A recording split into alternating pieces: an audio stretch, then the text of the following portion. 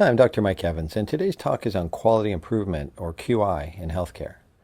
So I suppose the first question is, why should you or I care about quality improvement? I mean, to be honest, it sounds a bit boring. Something a CEO would have on her or his corporate objectives. But actually, if you dig a little deeper, it's pretty cool. Maybe more of a philosophy or an attitude about how to make something better. And now that I think about it, it's really the attitude I'm looking for in my patients. The ability and desire to tweak their habits, seeing if this change improves their life, and if it does, to try and make it standard practice. You see, for my patients to make these changes requires skills, but it's also an outlook.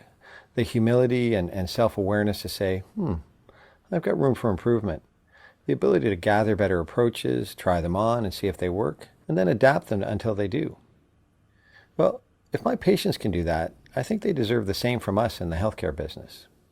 So I suppose the next question is, if we have the attitude, how do we actually improve? How do we use QI to make care better? Well, the improvement business has been around for a while. Organizations like Toyota and Bell Labs and leaders like Walter Shewhart, W. Edwards Deming, and Joseph Juran polished and simplified the science of improvement. And then along came a pediatrician named Don Berwick, and he wondered if we could translate the science of building better cars or electronics to healthcare. Dr. Berwick also wondered if there were lessons about systems we could learn from the kids he saw in his clinic.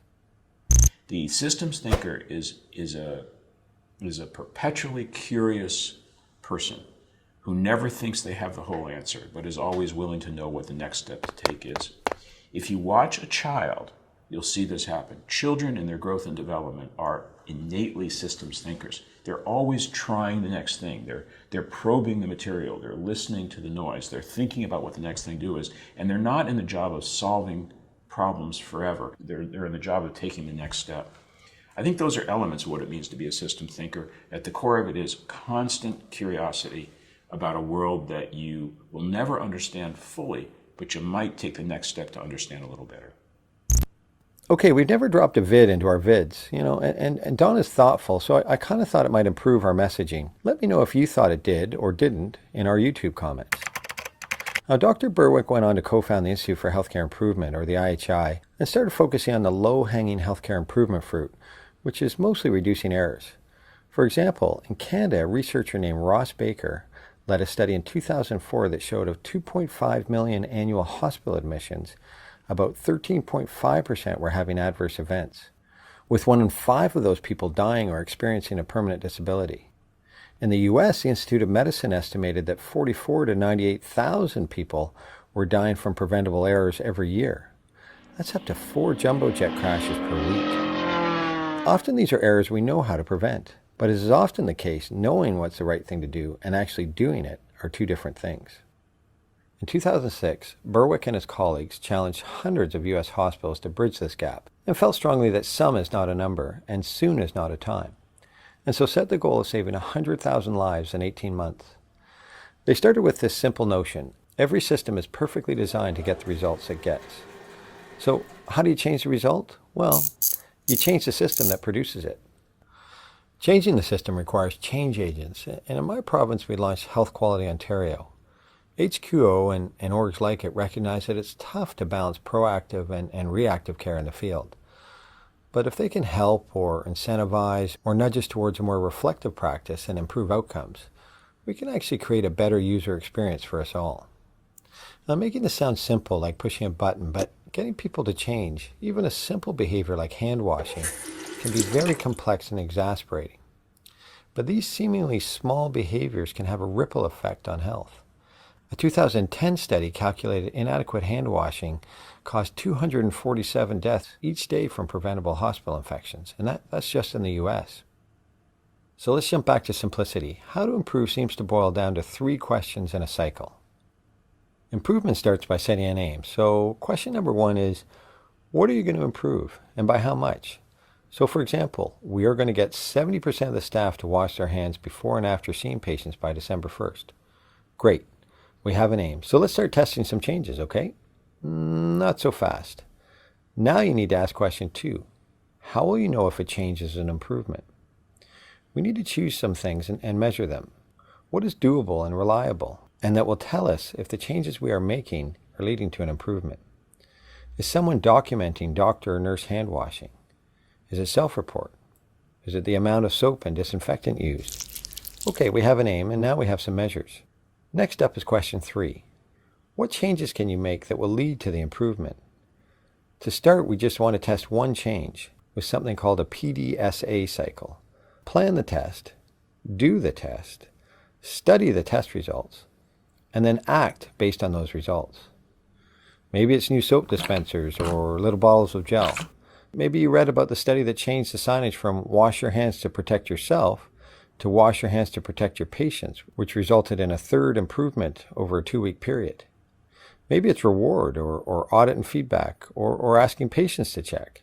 Just pick one and get started. Then you test other changes and the PDSAs just keep rolling.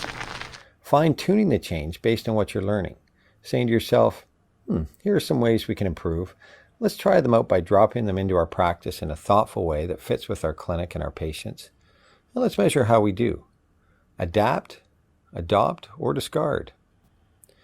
Simple, right? But powerful, and it actually works. At my hospital, St. Michael's in Toronto, elderly patients with fractured hips were often waiting more than 2 days for surgery. This wait was painful, with increased chances of conditions like delirium and depression, longer recovery times, and even death. The care team scratched their chins, mapped out and redesigned every step of the journey to surgery in order to fast-track these patients. They created a code HIP called as soon as the patient arrives.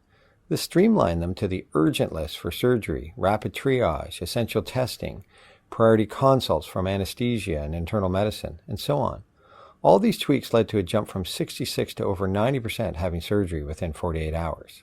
Now, these changes don't happen without engaging the human side of change. One thing you'll discover is that it's possible that the people you work with might not be as into hand washing or urine infections or diabetes as you are. I know, crazy, but this leads to 3 pieces of advice. First is the concept of innovation fatigue. Often your workmates are getting overloaded with requests for practice change, which are well-intentioned but can be overwhelming. My own approach is to take a page from motivational interviewing. MI recognizes some of our natural inclination as problem solvers is to fix things, provide advice, and argue for change. But the reality is that not everybody is ready for change. Both MI and QI recognize that ambivalence about change is normal, that building readiness and confidence for change, a shared agenda, requires careful listening and strategic questioning, the ability to roll with resistance, more of a dance than a directive, I would say. Actually, sometimes resistance to change can actually be an opportunity in QI. Creating diversity or disruption can actually be an opportunity, something to build on. My second point is about priorities. I think we have to acknowledge that patients and your fellow clinicians may have certain priorities on the day. That talking about depression or headaches may trump your diabetes flow sheet, or even that focusing on their non-diabetes issue might, in fact, be more helpful for patient self-management. These shifting sands, the transition from silo care, are the reality of the emerging science of complex care. Sure, asking what's the matter, but also asking what matters to you. A great example is in Timmins, a small town in rural Ontario, where they wondered if they could do a better job of handling complex patients in the emergency department. So people seen in the emergency more than 14 times or admitted more than 3 times a year. They started with standard assessment tools, identified diagnoses and related problems, generated care plans, but unfortunately, patient use didn't decrease. The team then flipped their approach to what's called patient discovery, where they identified health and lifestyle challenges from the patient's perspective and combined that discovery with motivational interviewing techniques. This new patient-centered approach resulted in more than an 80% reduction in emergency room use and admissions. Finally, after having done many interventions, my mantra is, how can I make it easier to do the right thing? Maybe easier is about sharing the load. At Kaiser Permanente, front desk staff can actually check and book for preventive screening. Everyone can help in QI. All these point to the softer side of good quality improvement. That when we look at the science of innovation, it's less about big cognitive leaps and more about agility and small incremental steps that build on the ideas of others and engage our own genuine curiosity regarding what motivates and inhibits the individual and system's path to change. The main point is, start. Find something you can improve and get going. Look, It's hard to summarize improvement and not get into bumper sticker territory, but I would advise not to let what you can't do stop you from what you can do. It's time to entertain complexity, but focus on simplicity, asking yourself, what can I do by next Tuesday? Have a meaningful needle and test some changes to start moving that needle towards an important goal. Hope this helps, and thanks. Okay, well, here we are. So what you saw in that video really encompasses a lot of what we're trying to do as sort of our reboot on quality projects. So what is quality improvement? And you heard a lot of this in that video. This really is a system-focused effort to improve patient care and outcomes via continuous process improvements. And continuous is the important word here. We also need processes. Processes can be measured, analyzed, and changed. And that's what you're going to learn how to do through all of this work. And again, individuals are never blamed for breakdowns in the system. And this is something that UVA as a whole has really tried to embrace as we have focused on lean methodology and looking at our systems in different ways. We also talk a lot about cost and the cost of poor quality. And while cost may not be the focus of any of these processes or projects, there can sometimes be costs associated. And so if we look at some studies that have been published, we can see that a lot of the activities that we do are not real work. They don't contribute directly to customer value. And we're not going to focus a lot on this, but we do recognize that a lot of healthcare system expense are associated with cost of poor quality. So if we can continue to improve quality, hopefully the costs will just naturally follow. So what is quality improvement, right? I think we're so used to identifying a problem, and then we jump immediately to coming up with a solution, right? We're smart people, problem, solution. But that is not really what we're supposed to be doing. What we really need to do is examine the process, look at the process, and focus on data. In that video you saw a lot of talk about pulling data and looking at numbers. Almost everything they talked about were measurable. Increasing from 66% to 90% of hip replacement, getting them straight to surgery within 48 hours, and that kind of thing. So we're going to put a big focus on data, analyzing that data so we can make good decisions and prioritize solutions. You can read this slide over on your own. We're going to make sure we get all this, but these are a lot of quotes that were presented to us from the ASCO quality training program, which is something that Amy is now a coach for. ASCO is the American Society of Clinical Oncology. And I've been involved in several of these projects, and I'm currently going through this course now as well. But really, to do a good quality improvement project means that we're reflecting on how we practice, and we're always looking for ways to do something better. And by looking at our processes, we can then lead to better outcomes and hopefully lowering costs by eliminating waste.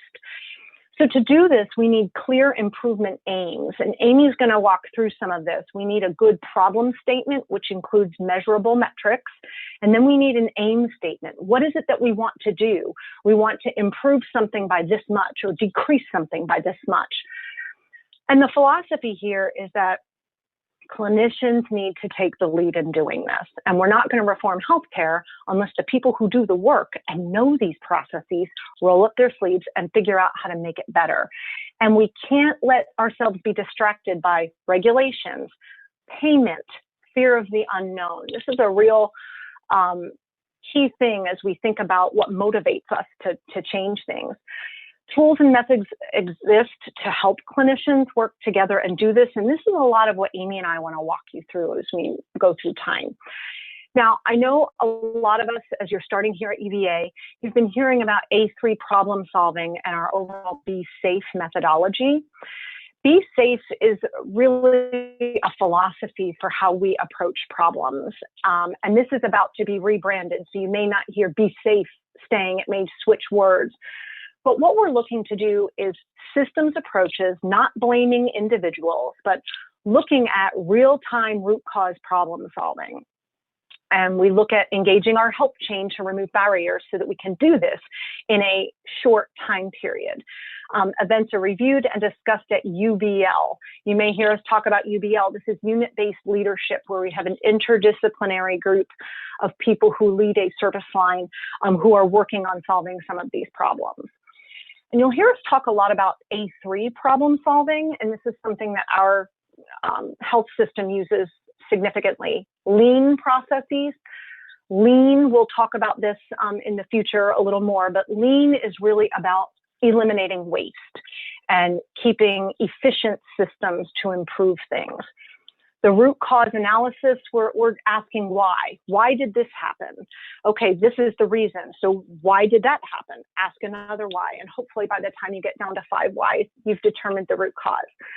We're looking at processes, current conditions, and then we're going to design countermeasures to get to a target condition. You'll hear us talk about storm clouds. So we're going to identify the problem statement. Why does the problem occur? We're going to evaluate the process. What does good look like? And then we want to come up with an ideal process and almost do a gap analysis to get from our current condition to our future condition. And then we want to have accountability. This is essentially what the A3 paper looks like. And A3 is actually a size of a paper. It's a very large piece of paper that you don't pull out of the printer. And you divide the boxes into quadrants. So the first is, why are we doing this? What is the problem? What's the background? And how do we plan on measuring it? Then in this box, you're supposed to draw out a process map. And Amy's going to talk about process maps. We're going to do that root cause analysis. And that's where we assign storm clouds. Where did the process break down? And then for our countermeasures, you're to look at a target condition and then do the gap analysis and your reasoning and hypothesis of how your interventions are going to make things better. Then you have an action plan and you test your hypothesis. We are not going to use the A3 format. I think there's a couple of thinking processes that maybe this doesn't direct you to. Amy and I are really planning on utilizing some tools that we feel really help to bolster this and make it a little more robust. We're going to share with you some tools that get you from current state to future state and help you get an interdisciplinary team together to come up with ideas and then prioritize those ideas and make small incremental changes. I sometimes feel like the A3 paper kind of says, here's the project, let's identify everything that's wrong, and then we're not going to be done until we get through all of that. And sometimes the A3 paper doesn't promote the thinking of small incremental changes. So the last thing we want to talk about before I turn this over to Amy is, how is a quality improvement project different from a research project? Well, the main thing is, with a research project, you've come up with a hypothesis, what you think is going to be better than something else. And clinical outcomes seem to be the focus, and you're going to focus your hypothesis around that clinical outcome. For quality improvement, we don't always know what the problem is until we sit down and look at the process, get everyone together. You know something's wrong. Remember in the video, they said, sometimes you know what the right thing to do is, but you don't.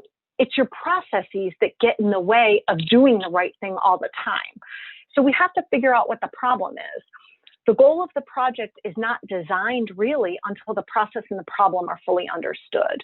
And it's really the process that you're focusing on. So think about that as we start moving through this.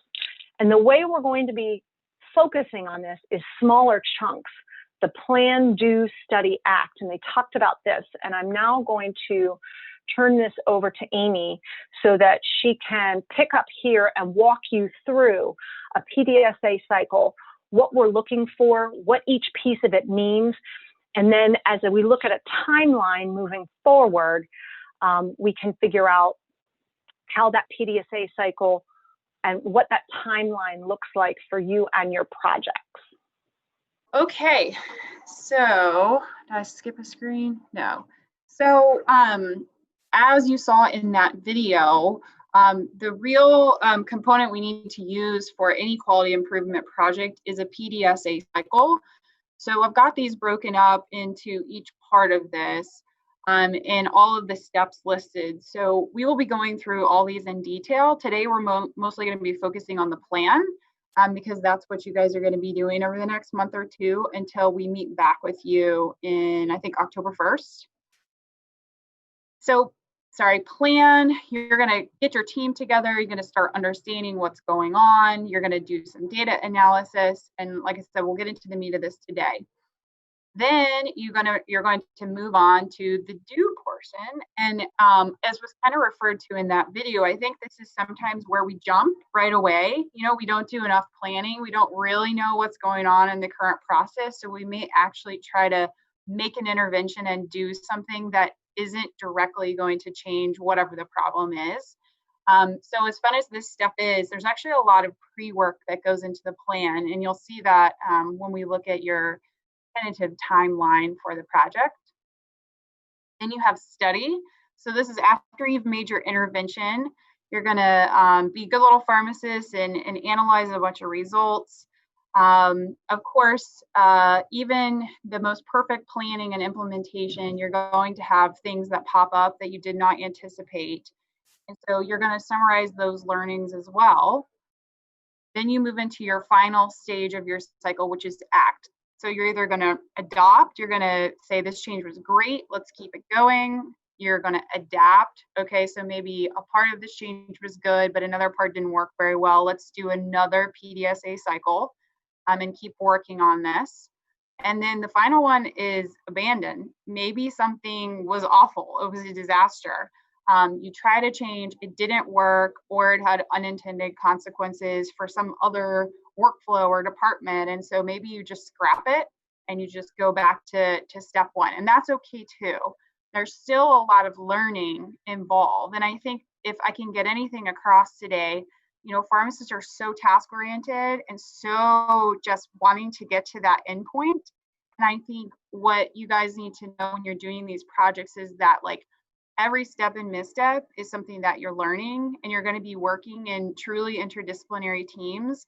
And those relationships are far more valuable than any change that you're going to make. So just try to keep that in mind. Okay, so this is going to be your, holy grail for this project, I guess. This is a tentative timeline. And so we've kind of mapped out each step. So your PDSA cycle is all the way at the bottom. And you can see here that there's a significant amount of time spent on the planning phase, like I was saying. And so we're going to go through each of these steps in detail. Today, we're probably going to get up to where you should be by, I would say, the end of September. And then we'll be able to regroup with you guys at core curriculum and talk about more of this measure and change information. So let's continue on. We're going to go back to plan. So these are all the steps that you guys need to be working on over the next couple of months. And to be honest, some of this stuff takes a lot longer than you would think. So just try to be prepared with that. So first, you need to form your team. Obviously, your preceptors are going to help a lot with this since they are already involved in these service lines and have obviously come up with these ideas, but you need technical experts, so frontline staff, maybe people from IT, maybe somebody from financial, like a financial analyst, anybody that really knows the process and can add that value of understanding what's going on right now. You do not want all managers on your team, right? You don't want people who aren't actually doing that work on a day-to-day basis. You need a project sponsor. Sometimes we call this a champion. This is somebody who has executive authority at our institution. So if you run into any barriers, that person can help you break down those barriers, get things moving forward. So this is somebody who is not necessarily going to be part of your day-to-day team. They won't be coming to your meetings most likely unless you ask them to if you need them for a particular reason. So depending on your project, I know a lot of your preceptors have already started thinking about who would be an ideal sponsor. So it could be somebody in pharmacy leadership, service line lead, manager of the unit, etc. So talk to your preceptor about that. And then finally, a clinical leader, which is you. So it's going to be you and your partner for this project if you're a PGY1, your preceptor, obviously, but you're in charge of this project. So a lot of the learning is having to learn how to set meetings, how to make agendas, how to move these sorts of processes forward. And sometimes that can be really hard in the beginning. So, you know, lean on your preceptor, but for the most part, you should be doing most of the heavy lifting with this.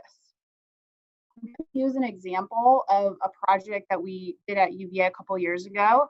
And funnily enough, the one of the project leads is sitting next to me and annoying me while I'm giving this presentation. So it's a so the project was reducing time to chemotherapy administration. Sorry, Kathy.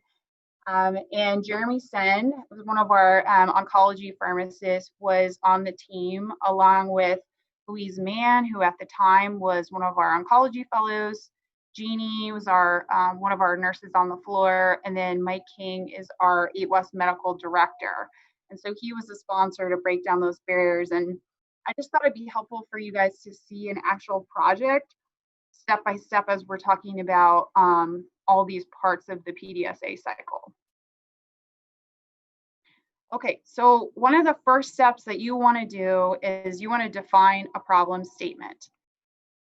This statement needs to be quantifiable. So it's easy to say something like, oh, things really stink and patients are delayed and everyone is annoyed, right?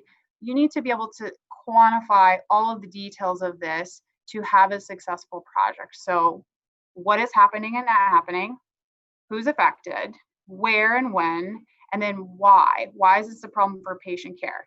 The why is the trickiest part because the why can't be blaming someone or making assumptions about what's going on in the process, and certainly not making a solution to the process. You want to describe all of these things specifically, but you can't describe how things are going wrong. So we'll look at this example with time to chemotherapy, which is TTC. So patients admitted between January and December 2015 experienced blank hour delay between their arrival and initiation of their scheduled chemo.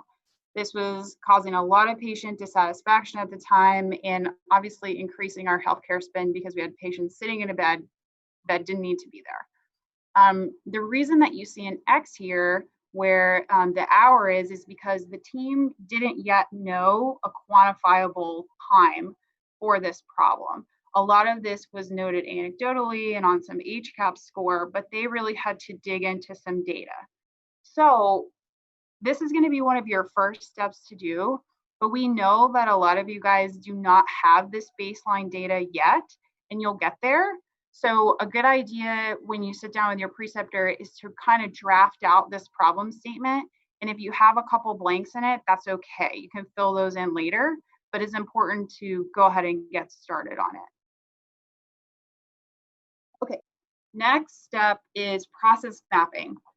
So I don't know if you guys have used many flowcharts. I don't remember using any flowcharts in pharmacy school, but you want to diagram out the current process in all its glory and all its flaws. You want to understand what's going on right now before you start thinking about any changes. And it's incredible when you get your correct team together of frontline staff members, there will be a moment where everybody will look at each other and say like, what? That's not happening. And it is happening. So you can see like a lot of the breakdowns in a process just from how people have to write it out. It's kind of funny because it happens every time. So this is a really, really key part of defining the beginning of your project. So it's essential that you have all of those appropriate team members at this meeting. I know COVID makes it really difficult, but I would suggest that you guys try to find a place you can meet together, socially distanced with masks, and do this on a whiteboard or flip chart or something. I think this would be really difficult to do virtually. So see what you can do within, like, you know, you want to be reasonable and follow all UVA guidelines. The other thing I will suggest is that you continue to edit this until everybody agrees. On some projects I've worked on, there have been certain members of the team that are like, no, that's actually not what happens. And another member will push back and say, what's supposed to happen like that. So just make sure you've got consensus about your current process, not what's supposed to happen, what's actually happening right now. And you can get a lot of learning just out of that step. And I would love so much, I hate that we're not in the room with you guys. I love to do a process map with everybody where we process map waking up in the morning and getting to work. And I think we're just not going to be able to do it, but probably afterwards I'll send you guys out some more examples just so you can see how this works in real life. So this is the process map for time to chemotherapy. It looks really crazy, and it kind of is, and it's why we were having so many issues. There were so many steps. At the top left is MD decides to admit patient, and the bottom right is start chemo. So you can see there's a lot going on here. This team decided to color code based off of value. That's not an expectation that we have for you guys. All right, so once you've mapped out your process and everybody's agreeing on that, the next thing I would suggest also doing with your team in person is brainstorming. So you're going to try to brainstorm and come up with all the potential reasons why this problem is happening. Nothing's off limits. And I think a really good exercise that Kathy and I have learned from ASCO is this post-it note exercise where everybody gets a packet of post-it notes and people sit in silence and write down everything that they think contributes to whatever problem it is you're working on. This solves a couple problems. Mostly, there are often members of the team that don't feel as confident speaking up. Kind of a classic example is like maybe like support staff member feeling like not able to share their thoughts because maybe somebody who is above them or like a physician, they just don't feel as comfortable saying things out loud. So I think it's really important that everybody kind of have a little bit of silent time to write down as many ideas as they want. You want to have one idea per post-it note.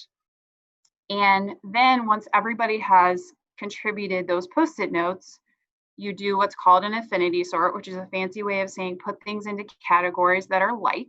You'll see an example from time to chemo in a second. And then you're going to take each one of those categories. Normally there's probably 4 to 6 categories per problem.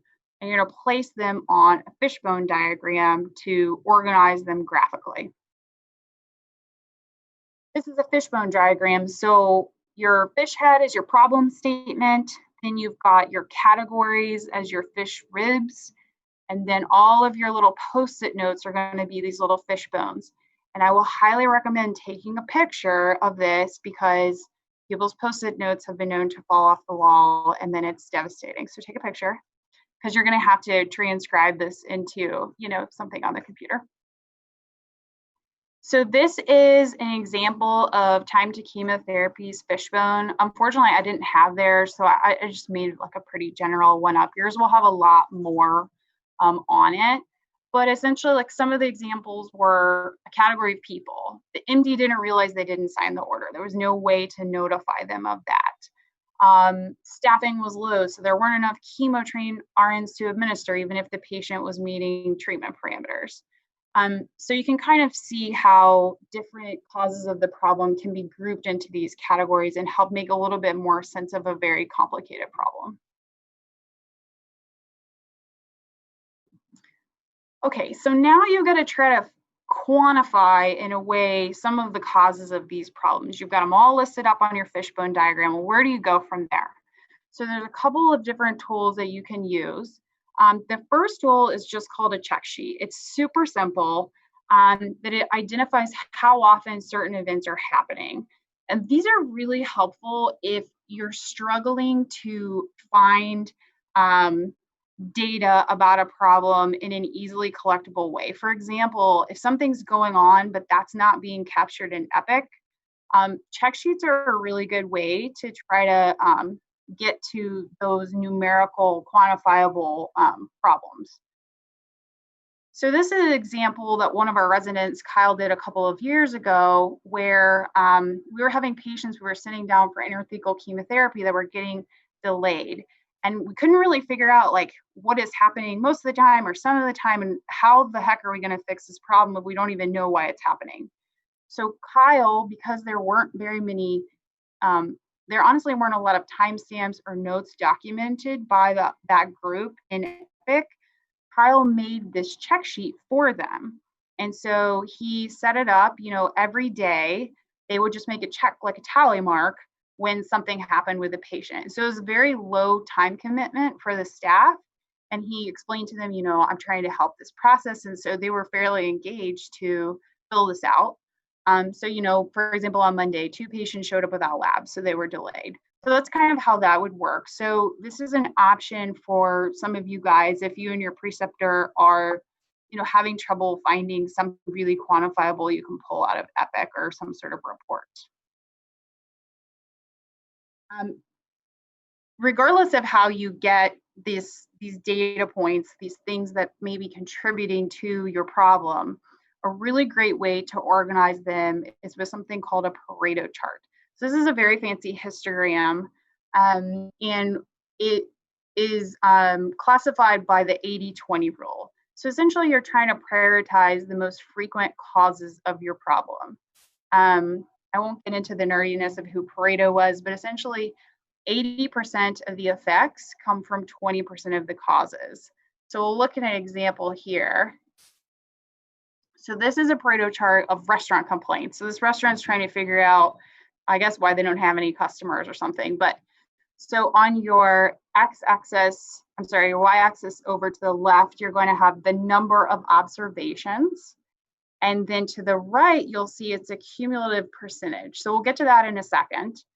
But all of the reasons why people were complaining are listed for you here. So you can see the vast majority of complaints are because either food's overpriced, the portions are small, which is death knell for a restaurant, right?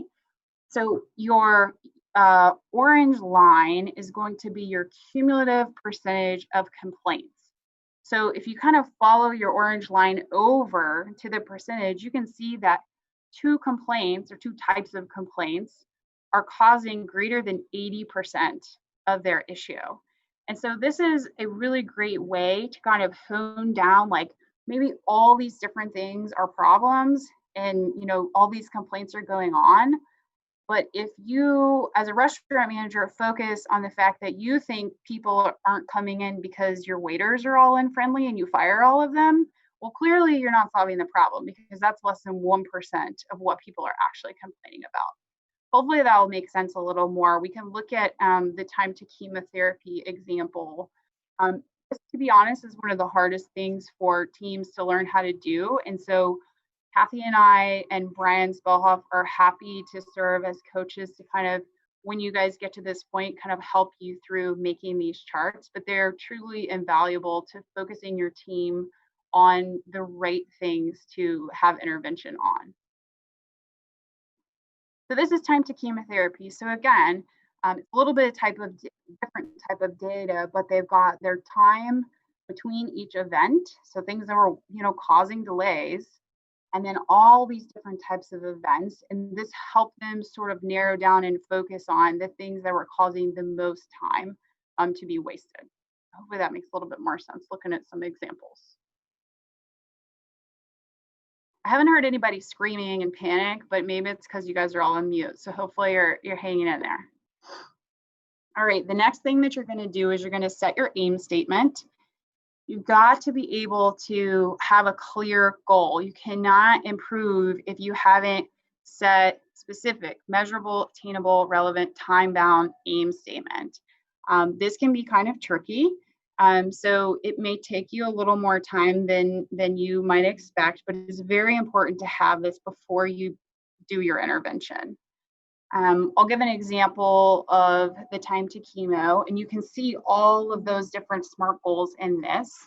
They're going to decrease time to start by 30% from their baseline for this particular part of patients by this time, and these are the things it's going to improve. So very measurable, very relevant, time-bound. Sometimes it's hard to pick a goal because there may not be a lot of literature available on that subject. You may not really know what a realistic target is. I would encourage you to look into the literature, especially quality literature, and see if anything has been done around your specific project. But if not, this is really just like a common sense decision with your team about what would be realistic. I mean, you can see here that, Jeremy's team didn't decide to do like a 90% decrease, because that would have been an extreme change. So something that's reasonable to achieve. Okay, so this is getting towards the end of what you guys are going to be doing the next couple of months before you see us next time. But really, we cannot stress enough that you have to have quantifiable data to implement your change and be able to test whether that change truly made a difference in the process. I think this is where a lot of quality initiatives honestly go wrong, is because they don't really have a baseline data set. They don't really know if what they did made things any better. And to be honest, occasionally with the ASCO program that I work with, the first intervention sometimes makes things worse. And so it's really helpful to know what your baseline is, because you don't want to be moving in the wrong direction. So the other thing is that change is really hard, especially for people who have been at an institution for a long time and are very invested in the processes that are going on. They may have helped create that process like, 10 years ago. And so sometimes it's really helpful to have this baseline data to move the conversation forward from someone potentially arguing like, there is no problem, this is fine. This is a way to show people, nope, it's not fine. We need to move forward. We need to make some changes. So when Jeremy and his group went and did a lot of data collection, right? A lot of time-consuming data collection, EPIC. They found out that patients on average experience a 6.3-hour delay in time to chemotherapy. So like, as I was saying before, you can plug back in that number once you've started to do a little bit more digging. Okay, so we're back to our calendar here. Hopefully we're doing okay on time. I know we're kind of going through this fast, but I want to reemphasize that Kathy, Brian, and I are available to everybody at any time to answer questions and help you guys through this. This is the first time the preceptors are going to be doing this type of project too. So we're all going to be in it together. So what my hope is that, within this month, you guys can form your team, obviously meet with your preceptor, start drafting up that problem statement, and hopefully by the end of August, I would really encourage you to get together with your team to fully process map out your current state for whatever your problem is. And then in September, you've really got to start working on the brainstorming, the fishbone, and then start working on trying to collect some data about the causes of the problem. Hopefully by the time we meet back October 1st, you guys will all have a lot of this stuff going, and we could potentially, start off the first couple minutes of it, answering any questions or making sure everybody feels like they're up to speed. And then we can start talking a little bit more about measures and really putting that baseline data into something that you can graphically represent. So I want to show you guys just the rest of the process. And no, we're going to talk about this in more detail, but I wanted you to be able to see kind of a finished product here. So Jeremy's project, looking at the time to chemotherapy, they plotted all of their baseline data. So that was 76 patient encounters on this control chart. And as you can see here, each dot is a patient encounter, and it's their time to chemotherapy start. So their mean was 6.3 hours. You can see that is the purple line.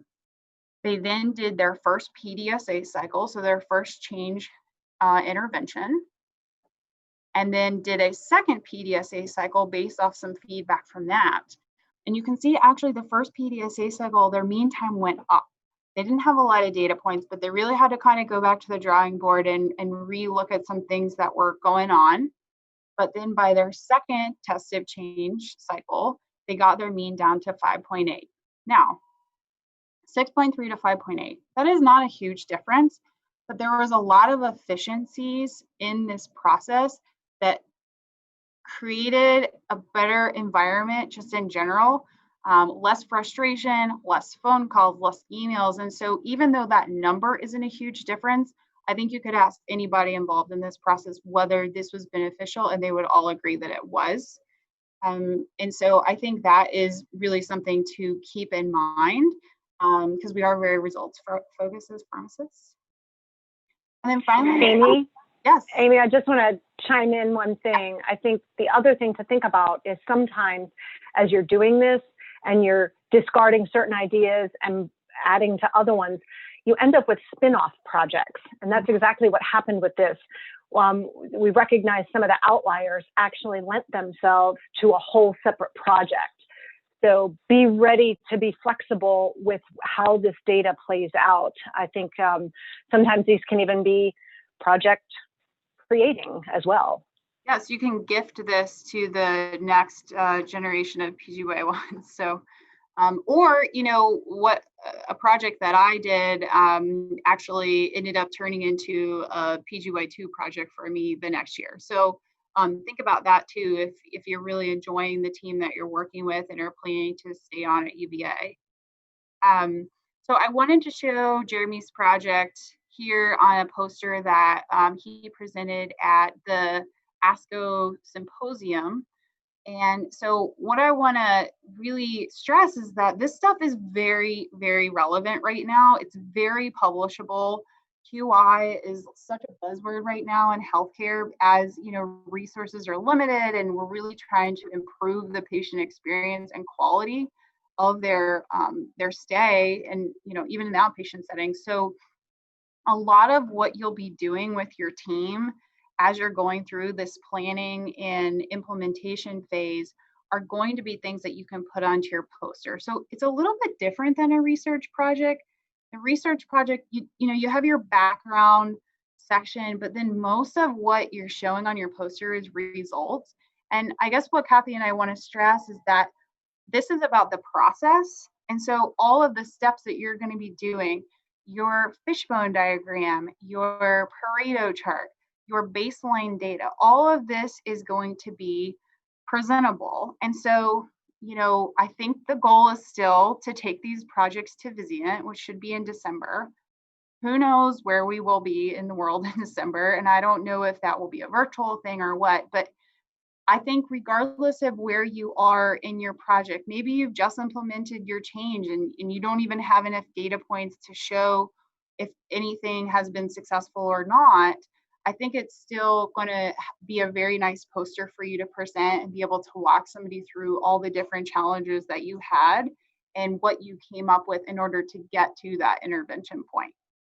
So hopefully that's a little bit helpful, because I think when you hear from the research group, it's a very different mentality about, getting your results in time so everything's able to be put on your poster.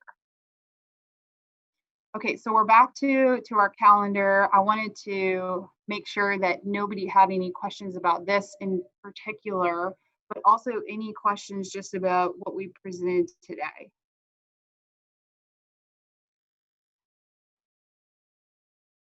We did good on time, Kathy. Look at us. Yeah, even with the difficulties in the beginning. I think the other thing to consider, I know this is a lot to take in. We will likely, as coaches for each project, be working with you and the preceptors to kind of get this off the ground. So if it feels a little overwhelming right now, we're going to walk you through every step. So try not to be overwhelmed. And then when we do our core curriculum in October, we'll be moving on to some of those next steps that may look daunting, but they're not. And this will just start to become almost a regular way to think about things as you have problems that arise in the workplace. And they will, trust me, for the rest of your career. Because we are giant QI nerds, I would love if anybody would send us feedback on our presentations. The first time we're doing this, and if we should have spent more time on something, less time on something, if you wanted more hands-on examples, if you want more information, just anything, please reach out. I know a lot of you guys are new and you might be unsure, but I promise we're not scary, and we would love to hear and incorporate what you guys think. So it'll be very, very helpful to us.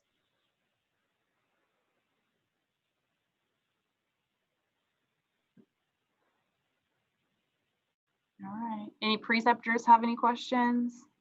Lindsay, Jill, who else is on here?